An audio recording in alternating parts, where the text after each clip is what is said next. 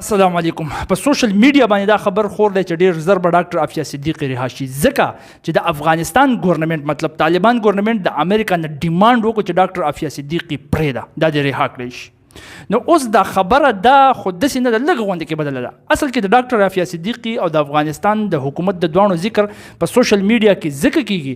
چې د ډاکټر عافیه صدیقی چې کوم وکیل دی چې د دې کیس لړاوخي، د دې د رهایی کیس هغه چلی، د هغه نوم دی سټافورډ کلایف سمیت، دا یو دی دې خوا ورته وګوره دا دی. نو اصل کې دا صیب راغلی دی افغانستان ته، په 2 مئی باندې دا راغلی او افغانستان ته، او هلته کې پریس کانفرنس وکړی. دا وګوره طالبانو سره خوا کې ناست دی، صحیح ده، دا دی طالبانو سره تصویر ایستی دی، دا سټافورډ کلایف سمیت دی، طالبانو سره تصویر ایستی دی. شاته چې کوم بینر لګېدلی دی په هغې باندې د ډاکټر عافیه صدیقي د ځوانۍ او چې کله په قید کې دی او په هغې کې وخت تېر کړی د دواړو تصویران پراته دي. نو د دې د وجې نه په سوشل میډیا باندې خبر خور شو. خلک سوشل میډیا خو تا ته پته ده اکثر ولا خلک لږ غونډې کې رنګ رد و بدل کړي، خبره لږ غونډې کې بدله شي. اوس خبره دې پسې دا ده چې دا سټافورډ کلایف سمیت افغانستان ته ولې رالی؟ دا افغانستان ته د دې دپاره رالی چې چونکې دا کیس لړاوخي د ډاکټر عافیه صدیقي د راخلاصېدلو د رهایي. نو هغوی چې ما ته د افغانستان نه ځینې ثبوتونه ځینې وټنسز داسې میلاوېدی شي چې هغه ما له مدد راکولی شي چې زه ډاکټر عافیه صدیقي د امریکا د قید نه راخلاصه کړم. ځکه خلک وایي چې ډېر زر به ډاکټر عافیه صدیقي رها شي. دا د خبره په پریس کانفرنس کې کړې وه. اوس په دې پسې سوال دا دی چې سټافورډ کلایف سمیت چې کوم وکیل دی هغه د ډاکټر عافیه صدیقي د رهایي په باره کې چې کوم ثبوتونه یا کوم وټنسز غواړي دا دته د افغانستان نه ولې میلاویږي؟ ډاکټر عافیه صدیقي خو پاکستاني د ښکاره خبره ده، نو وایي دا لاړې افغانستان ته او د افغانستان نه دی وایي چې ما ته داسې ثبوتونه داسې وټنسز میلاوېدی شي چې هغه ما له مدد راکولی شي چې زه ډاکټر عافیه صدیقي د امریکن پریزن نه د امریکا د قید نه راخلاص کړم. نو هغه داسې ګوره زما وروره چې ډاکټر عافیه صدیقي نه ده، دا یو نیورو ساینټسټ ده، دا عامه جینۍ داسې نه ده، ښه نیورو ساینټسټ ده، د دماغ سټډي چې کوي چې دماغ د انسان چلیږي څنګه، کار څنګه کوي، ماشوم زده کړه څنګه کوي، ډېر ګران ساینس دی نیورو ساینس. مور د دې د اسلامیات ټیچر وه عصمت، او پلار هم د دې یو نیورو سرجن و. اوس دا ډاکټر عافیه صدیقي نه ده، دې پس پیدا شوې په 1972 په 1972 کې وه، په 1990 کې 1990 کې دې خپل دا نیورو ساینس سټډي د امریکا نه کمپلیټ کړه، دا د امریکا نه دې کړې ده، نیورو ساینس د هغې ځای نه ویلی دی. نو دا بیا راله خپل وطن ته پاکستان ته. نو چې پاکستان ته راله نو کوم ځای ته راله؟ دې خو وګوره نقشې ته، دا پاکستان دی، کراچۍ ته دې ځای ته راله، دا په کراچۍ کې اوسېدله. اوس داسې کار شوی دی زما وروره چې کله دا راله پاکستان ته نو په هغه وخت کې اوس سن 2000 چلېدو، نو په 2001 کې خو تا ته یاد شي چې مشهوره حمله په ټوین ټاورز باندې په امریکا کې شوې وه 9/11 چې هغوی وایي چې دا اسامه بن لادن کړی، د اسامه بن لادن افغانستان کې دی، او هغوی بیا رالل امریکنز رالل په افغانستان باندې حمله وکړه، د مشرف د لاسه هغه ورله اډې ورکړې وي. نو اوس داسې کار وشو چې کله هغوی رالل افغانستان ته، افغانستان کې خپلې کاروایانې امریکنز شروع کړلې. نو د سن 2003 خبره ده، په 2003 کې په 2001 کې دوی په افغانستان باندې حمله کړې او 2 کاله بعد دوی انویسټیګیشنز هلته پراپر وکړه چې کم کسان هغوی ته ښکارېدل چې زمونږ د انویسټیګیشن مطابق دا په دې حملو کې ملوث و، دا زمونږ د سټیټ دپاره خطرناک دي. نو موسټ وانټډ لیسټ، دا خلک زمونږ په کار دي، دا به گرفتار کوو، هغه لیسټ جاري کو. اوس چې په 2003 کې دوی کوم موسټ وانټډ لیسټ جاري کو که نه امریکن، نو په هغې کې د ډاکټر عافیه صدیقي نوم هم په 2003 کې. اوس د ډاکټر عافیه صدیقي نوم پکې ولې رالی چې القاعده، چې امریکنز وایي چې القاعده حمله کړې ده، اسامه بن لادن حمله کړې ده، او هغه په افغانستان کې طالبانو وله پناه ورکړې ده، هغه پسې افغانستان ته رالی. نو د ډاکټر عافیه صدیقي نوم پکې په کوم ځای کې رالی چې په موسټ وانټډ لیسټ کې ده رالی، خو د پاکستان و د کراچۍ وه. نو داسې کار وشو چې دوی کله انویسټیګیشن کوو که نه د امریکنز، نو دوی ووایي دا ډاکټر عافیه صدیقي نه ده، د دې د خاوند نوم امجد، د هغه نه طلاق اخیستی او د یو بل کس سره نکاح کړې وه. دا د هغوی د وینا مطابق زه تاته یم، ښه دا بل طرف هم درته بیا وایم، دا د امریکنز رپورټ مطابق هغوی وایي چې ډاکټر عافیه صدیقي د یو کس سره نکاح کړې وه، کوم کس چې نکاح کړی وه د هغه نوم عمار البلوچي. اوس د عمار البلوچي نه دی، دا وراره د خالد شیخ، او دا خالد شیخ ون اف هغه کسانو کې کوم کسان چې په 9/11 کې د امریکن انویسټیګیشن مطابق انوالو او دا دوی گرفتار کړی. مطلب 9/11 چې کومه حمله شوې وه په امریکا کې په هغه ټوین ټاورز باندې په بلډینګونو چې جاز ورغلی، نو په هغه کې یو ماسټر مایند د خالد شیخ هم او د ده وراره عمار البلوچي، او د دې سره د ډاکټر عافیه صدیقي نکاح کړی و. نو لهذا د ډاکټر عافیه صدیقي په دې کې انوالو راځي، او موږ د مختلفو ځایونو نه دا خبر اغسته چې د ډاکټر عافیه صدیقي القاعده والا لبه پیسې ورکولې فاینانسیر و مطلب د پیسو لحاظ سره به ورسره مدد کو نو لہذا دا په موست وانټډ لیست کې دا مونږ نیسو د دینه به انویسټیګیشن کو دا د امریکن د انویسټیګیشن مطابق اوس د ډاکټر عافیه صدیقي چې کوم وکیلان دي یا د ډاکټر عافیه صدیقي چې خپل کوم ملک والدي یا خپل سایت ته کوم د دې سایت ته کسان دي هغه وایي چې د دې نکاح چې کومه خبره امریکنز کې د دې هیڅ ثبوت نشته د هغې خاوند امجدو د دې ثبوت هغه څه نشته خدای ولا بس یو خبره جوړه کړې چې دا جنې موږ گرفتار کو او هغه ځکه چې دې جنې به د فیمینیزم خلاف کار کو په هغه باندې دې روسته پویما اوس دا خالد شیخ نه د به اصل کې د ډاکټر فوزیا صدیقي د ډاکټر عافیه صدیقي خور چې د هغه دا وینا چې د خالد شیخ به دعا غوښتله چې اللهم اني اسالک عافیه نو دا اوس دعا د په دعا کې عافیه نوم راغې نو د امریکنز د انویسټیګیشن مطابق چې دا واورېدل نو دوی چې ښه د عافیه ډاکټر عافیه صدیقي د یادې او دا هغه ته یا سکوډول یا ارسه دی وای نو دې مطلب دی چې ډاکټر عافیه صدیقي دی کې انوالو د هغه په دې وجه باندې ډاکټر عافیه صدیقي باندې شک رالی او د شک په بنا باندې دی وجه تکړه او دا الټه سي د الزامونه ولګول دا الزامونه ټول غلط دي دا ډاکټر فوزیا صدیقي چې د ډاکټر عافیه صدیقي خور د هغه د وینا مطابق دا خبره ده صحیح شوله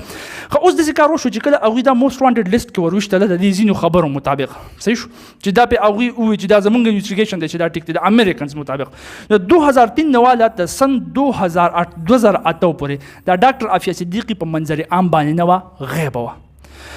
اوس دلته کوم دوه خبرې دي دا چې په منظر عام باندې نه وه غیبه وه په دې کې ځینې خلک وایي چې دا اصل کې ډاکټر عافیه صدیقي ته چې پته ولګېده چې اوس امریکنز خو مې ګرفتاري د هغوی نه خو بل په دې دنیا کې په دې پلانټ ارض باندې غټ ظالمان خلک نشته چې خلکو سره کم ظلم کوي نو هغه د منظر عام نه لرې شوله ځان یې پناه کو ځان یې پټ پناه کو چې پته ورته ونه لګي ومې نه نیسي صحیح شوله یو خلک دا وایي یو قسم خلک او بل قسم خلک دا وایي چې اصل کې په دې 2003 کې هم سی آی والا دا گرفتار کړله او دا د هغوی سره جیل کې و د سن 2008 پورې په سن 2008 کې بیا یو بله ډرامه جوړه کړه چې هغه درته وایم 15 کاله دوی په قید کې الریډي ساتلې وه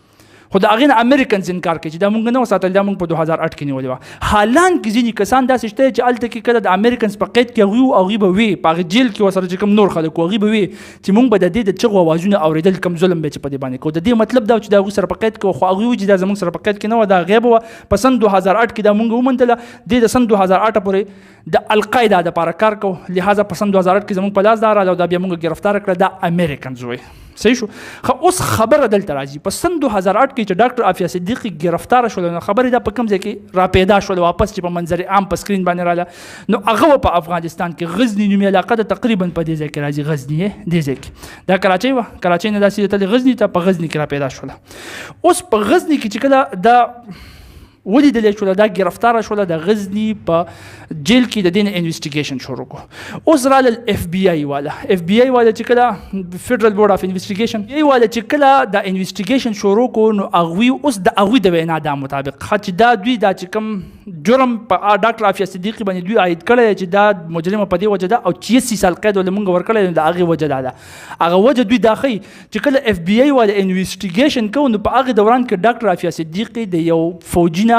ټوپک رفل واغستو او په دوی باندې د ډزو کولو کوشش وکړو ډزې پې وکړو چې مړ یې کړم خو هغوی بیا په دې باندې قابض شو چې ډاکټر عافیه صدیقي کنټرول کړي نو د دې د وجې نه چونکې دې مرډر اټمپټ کړی په یو ایس سولجر امریکن سولجر باندې مرډر اټمپټ کړی نو په دې باندې دا چارجز لیکي چې دا به 86 سال قید تو اوس دلته لږ غونډه کې سوچ وکړه دا د امریکنز وینا ده کامن سنس چې یو عام انسان د ذهن نه کاروال یاره یو جنې په کمره کې یو شپږ اووه فوجیانې او دا د فوجي نه ټوپک یو ډز کوي یو خبره بل خبره دا چې د دې کومه بل وکیل د مروه بیلي دی یا مروه بیله داسې څه نوم یې دی نو هغه وایي چې صحیح ده که تاسو وایئ چې ډاکټر عافیه صدیقي په امریکن فوجي باندې ډز کړی نو د هغه ډز خو به ثبوت که نه هغه چې کومه توقع شاته ختلې ده هغه به کم ټوپک باندې چې ډز کړی په هغې باندې به د ډاکټر عافیه صدیقي فنګر پرنټس د ګوتو نشانات یا د ډاکټر عافیه صدیقي په جامو باندې به هغه ګن پاوډر